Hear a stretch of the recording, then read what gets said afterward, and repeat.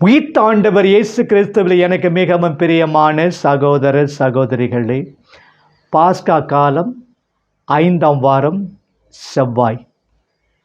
இன்றைய முதல் வாசகம் பவுலடியார் தன் நற்செய்தி பணியில் மீண்டும் கல்லடிப்பட்ட நிகழ்ச்சியுடன் தொடங்குகிறது.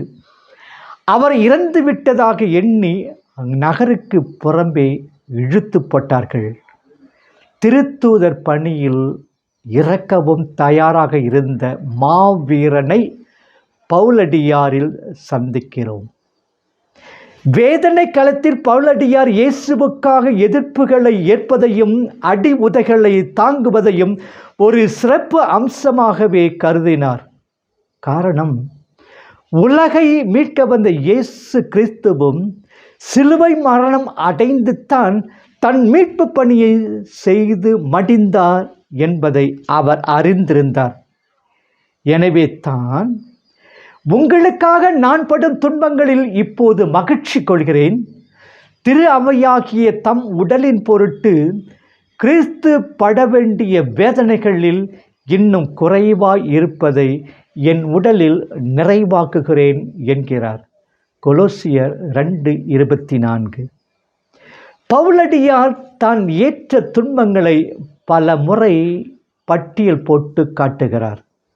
இந்நாள் வரை நாங்கள் பசியாய் இருக்கிறோம், தாகமாய் இருக்கிறோம், ஆடையின்றி இருக்கிறோம், அடிபடுகிறோம், தூங்க இடமின்றி இருக்கிறோம், எங்கள் கையால் பாடுபட்டு உழைக்கிறோம், பிற எங்களை பழித்துரைக்கும் பொழுது நாங்கள் ஆசி கூறுகிறோம், எங்களை துன்புறுத்தும் பொழுது நாங்கள் பொறுத்து கொள்கிறோம், எங்களை தூற்றும் பொழுது நாங்கள் உறவாடுகிறோம், இவ்வுலகத்தின் குப்பை போலானோம், அனைவரிலும் கழிவடையானோம், இதுவரை எங்கள் நிலை இதுவே. 1 கொரிந்தியர் 4:10-13, 6:4-10, 11:22-33. என் மீட்பு பணியில், சிறப்பாக மறைபரப்பு பணியில் துன்பங்களின் பங்கை நான் உணர்கின்றேனா? நம்பிக்கையில் மக்களை திடப்படுத்தினார். போதிப்பதுடன் நின்றுவிடாது தம் போதனையை கேட்ட மக்களை ஒருங்கிணைத்து அவர்கள் நம்பிக்கையில் நிலைத்திருக்க உறுதுணையாக தல திரு அவையை ஏற்படுத்தினார். ஒவ்வொரு கிறிஸ்தவ கூட்டத்திற்கும் மூப்பர்கள் என்ற பெயர் கொண்ட தலைவர்களை ஏற்படுத்தினார். நோன்பிருந்து ஜெபித்து அச்சபைகளை ஆண்டவருக்கு அர்ப்பணித்தனர்.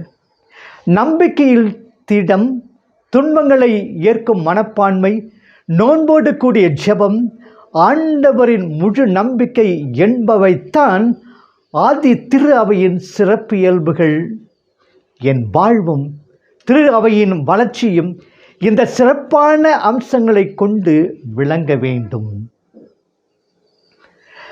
பவுலடியாரும் பர்னபாவும் அந்தியோக்கியாவில் தொடங்கிய முதல் மறைபரப்பு பயணம் ஏறக்குறைய 2 ஆண்டுகள் நீடித்து மீண்டும் அந்தியோக்கியாவிலே முடிவடைகிறது.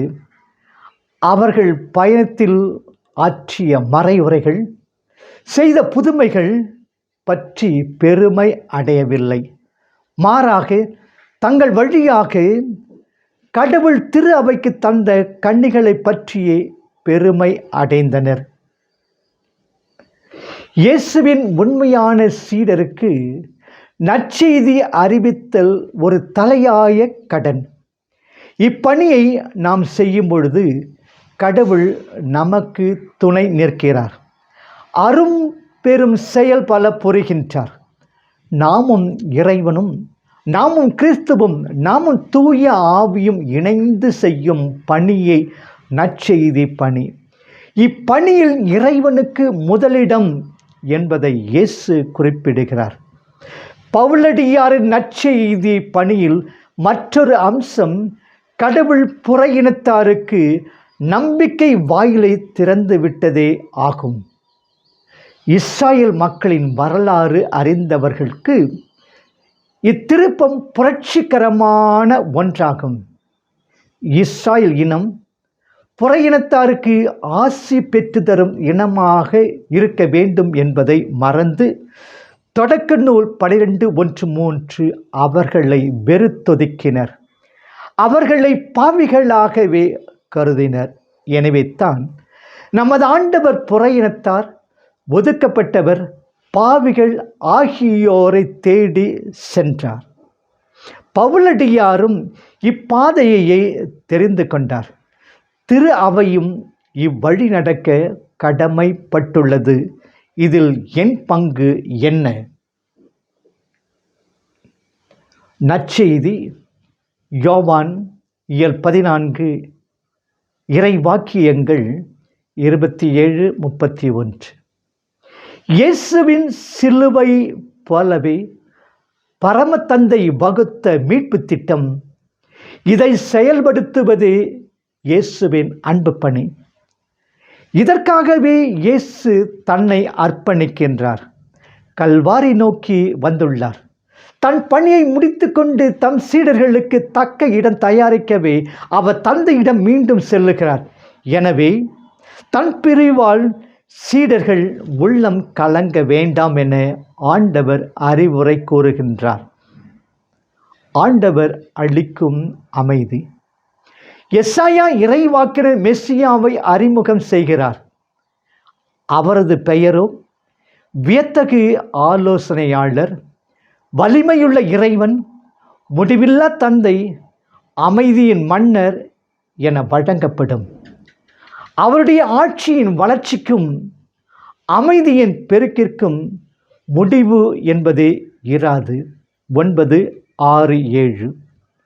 இயேசு மெசியா இவ்வுலகில் தோன்றிய பொழுது உலகிலே அவர் தயவு பெற்றவருக்கு அமைதியாகுக என்ற பாடலை தூதர்கள் முழங்கினர்.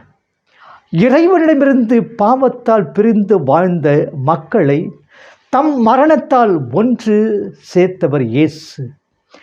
தடைச்சுவரன நின்ற பகைமையை தன் ஊனுடலில் தகர்த்தெறிந்தார். சிலுவையினால் பகைமையை ஒழித்து அதன் வழியாக அனைவரையும் ஒரே உடலில் கடவுளோடு ஒப்புரவாக்கினார். எபேசியர் 2:14-19. அதே இயேசுத்தான் இன்று தன் சீடர்களுக்கு அமைதியை அளிக்கிறார். அமைதியின் தூதுவராக வந்த இயேசு பலரின் எதிர்ப்புக்கு ஆளானார். பரிசேயர்களும் யூத குருக்களும் அவரை கொல்ல திட்டமிட்டனர். சீடர்களில் ஒருவன் அவரை காட்டிக் கொடுத்தான். பேதுரு அவரை மறுதலித்தார். அவரது சொந்த இனத்தவராகிய அவரூர் மக்கள் அவரை மலையிலிருந்து கீழே தள்ளி கொல்ல முயன்றனர். லூக்கா 4:28-29. இவ்வளவு எதிர்ப்புகள், போராட்டங்களுக்கிடையிலும் அவர் அமைதியின் அண்ணல். காரணம், அவர் தந்தையில் இருந்தார் என்றும் அவரது திரு சித்தத்தை நிறைவேற்றினார். அமைதி பிரபு என்ற பட்டத்தையும் பெற்றார். எனவே இறைவனுடன் என்றும் இணைந்து இருப்பதில்தான் உண்மையான அமைதி அடங்கியுள்ளது. நாமும் பாவத்தை பகைத்து வாழும்போது உண்மையான அமைதியை பெறுகின்றோம். எதிர்ப்புகள், உற்றார் உறவினரின் தாக்குதல்கள், நமது தோல்விகள் என்ற எவையும் இந்த ஆன்ம அமைதியை அழித்துவிட முடியாது. இறைவன் அளிக்கும் இத்தகைய அமைதியை உலகம் அளிக்க முடியாது. கல்வாரியை நோக்கி. இருளும் தீமையும் கடவுளின் பகைவனை குறிக்கின்றன. சாத்தானின் சக்தியால் தான் பாவம் இவ்வுலகில் முளைத்தது. அழகை ஆண்டவரையும் சோதித்தது. இயேசுவின் பாடுகளின் தொடக்கத்திலும் பாடுகளாகிய கசப்பான பாத்திரத்தை பருக வேண்டுமா என்ற சோதனை கொடுத்ததும் அழகைத்தான். ஆனால் சோதனையை வென்று உமது சித்தத்தின்படியே ஆகட்டும் என்று கூறி கல்வாரியை நோக்கி நடந்தார் நமது ஆண்டவர். ஆண்டவரின் மரண போராட்டம் கல்வாரியில் உச்சக்கட்டத்தை அடையும். இதை காணும் சீடர்கள் கலங்க தேவையில்லை. ஏனெனில் இயேசு அங்கு பரம தந்தையின் திருச்சித்தத்தை நிறைவேற்றி வெற்றி வாகை சூடுவார். சிலுவை மரணத்தில் நாமும் இயேசுவின் கீழ்ப்படிதலை காண்கிறோம். மக்கள் மீது அவர் கொண்டுள்ள அளவற்ற அன்பை காண்கிறோம். கல்வாரி மரணத்தை கண்டு இயேசு அஞ்சினார். ஆனால் இறுதியில் அதை அன்புடன் தழுவிக்கொண்டார். தோல்வியுற்று துவண்டு வீழ்ந்தது போல் தோற்றமளித்தாலும் வெற்றி வீரராய் வெளிவருவார் என்பது உறுதி. நம்பிக்கையில் தம் சீடர்களை உறுதிப்படுத்தவே தன் பாடுகளை நமது ஆண்டவர் மீண்டும் உறுதியுடன் போராட வேண்டும் என்பதையே அவரது உரை கோடிட்டு காட்டுகிறது. நாமும் நமது சோதனையில் வெற்றி கொண்டு வெற்றி வீரராய் உயர்த்த ஆண்டவர் பெற்ற வெற்றியை பெற்றுக்கொண்ட வீரர்களாய் வலம் வருவோம், வேண்டுவோம், அருள் வேண்டுவோம். ஆண்டவர் நம்மை நிறைவாக ஆசீர்வதிப்பாராக.